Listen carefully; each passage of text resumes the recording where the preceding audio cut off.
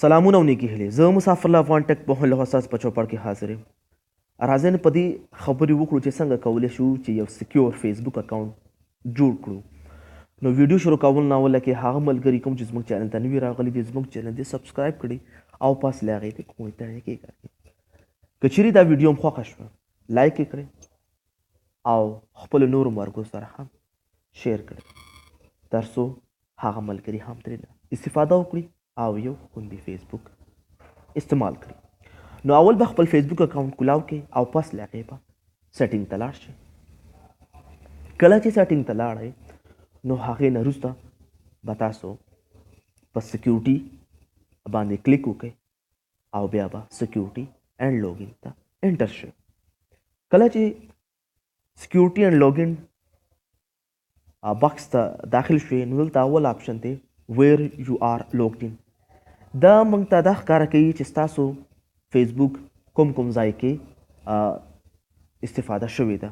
نو که چیرې داسې ځایان څخه استفاده کیږي او هلته اکټیو نه و لیکلی نو په هغې به کلیک وکړئ او بیا به هغې نه وروسته لاګ آوټ یې کوئ یعنې ناټ یو به یې کوئ بیا به لاګ آوټ کوئ. نو دغسې هغه ځینه به ستاسو هغه فیسبوک ختم شي. یعنی دا ځکه دا موږ ته راځي که چیرې تاسو خپل موبایل نه وي او یا داسې کې یاستئ چې هلته ستاسو موبایل کې کرېډ ختم شوی وي نو تاسو غواړئ چې فیسبوک څخه استفاده وکړئ نو د هغې موبایل کې یا د هغې لیپټاپ کې تاسو استفاده کړې وي او بیا ستاسو څخه هغه هیر شوي وي چې هغه لاګ آوټ کړئ نو په دغې صورت باندې تاسو بیا کولی شئ چې دې څخه نو تاسو دغه اکاونټونه ټول سیشن چې هر ځای کې هغه تاسو څخه ښکاري ټول لاګ آوټ کړئ او پس له هغې بیا راشئ خپل پاسورډ هم چینج کړئ.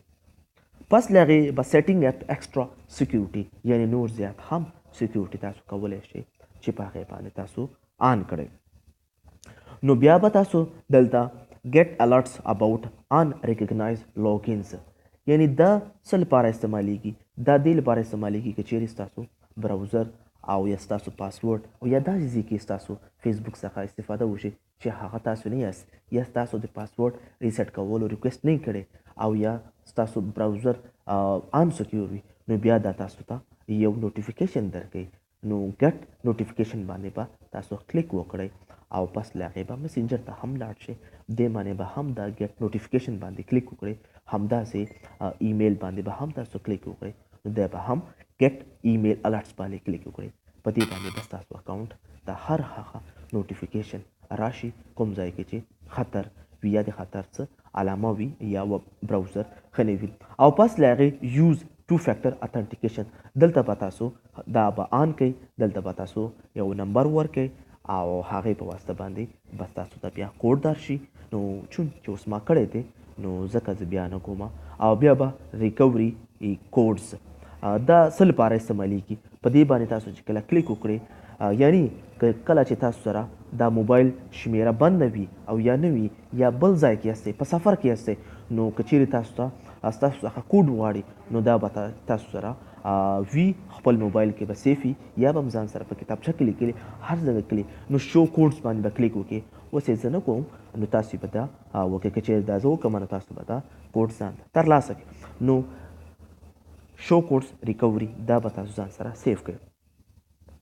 پس له هغې دلته به تاسو چوز 3 to 5 friends to contact if you get locked out دا به تاسو هم آن کړئ یعنې دلته به تاسو 3 څخه 5 ملګري په دې کې ځان سره سیف کړئ.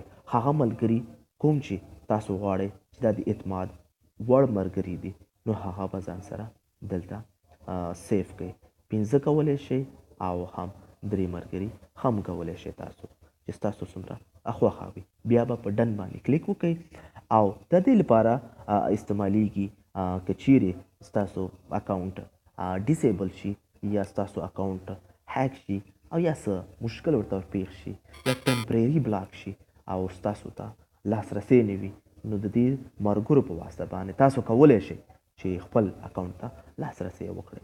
نو دا چې کله تاسو دا ملګري ځان سره اډ کړ نو بیا تاسو بیرته دا ریموو کولی هم شئ او ایډیټینګ پرې هم کولی شئ. یعنې بعضې ملګري کیدای شي چې د هغې سو اکاونټ هم بلاک شي یا هیک شي یا ډیسیبل شي یا هغه ستاسو څخه ډیر لرې لاړ شي نو بیا تاسو کولی شئ چې په ریموو باندې کلیک وکړئ او یا په ایډیټ باندې کلیک وکړئ نو هغه ملګري ترېنه ختم کړئ.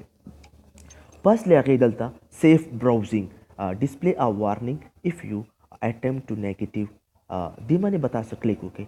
دا دې لپاره دی که چیرې تاسو ویب سایټ کې استفاده کوئ فیسبوک نه او یا د بل چا په براوزر کې کوئ یا داسې براوزر چې تاسو ته پته نه وي چې آیا دا ښه دی او که نه نو په دې باندې دا به تاسو ته چې کوم د هغې منفي اثرات دي یا څه مشکل کې پیښیږي نو دا فیسبوک به تاسو ته د دې خبرتیا درکړي. هیله کومه چې دا یو ویډیو به معلوماتي ویډیو به ستاسو خوښه شوي. که چیرې د سکیورټي په اړه څه مشکل لرئ او یا سوال مې نو ماته کومنټ وکړئ او یا ماته ایمیل وکړئ. مننه.